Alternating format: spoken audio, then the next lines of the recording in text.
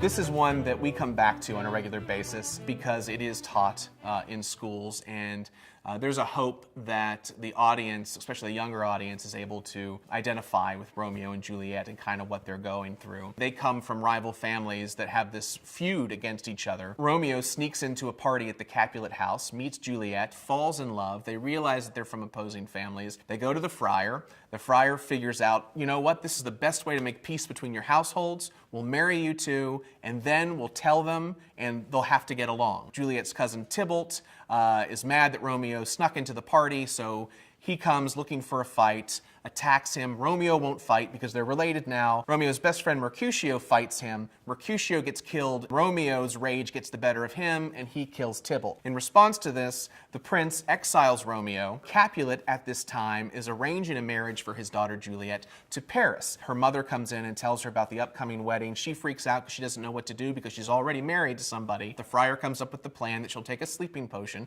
that'll make it seem as if she is dead. She'll actually wake up in the tomb and be fine, and Romeo will be there, and they'll run away together until they can figure out how to make happily ever after happen. However, somebody hears in town that Juliet has passed away, and they tell Romeo, and he hears that before he can hear from the friar what the plan is. So Romeo goes to the tomb, he sees her lying there, thinks she's dead, he takes a poison and kills himself. Juliet then wakes up, sees that Romeo has killed himself, she freaks out, she kills herself. The friar admits to everything, and Capulet and Montague embrace, reconcile, and decide to build a statue in gold of the two children. The production, of course, lends itself to contemporary staging because it is something that students and kids are so easily able to identify with. It is Juliet's play, and it is a fantastic role. There's a line that Juliet has when she's confessing her love to Romeo. I believe the passage goes something that her bounty is as endless as the sea. That idea of love feeling that big, that vast, I think that's very special. One of the things that's always a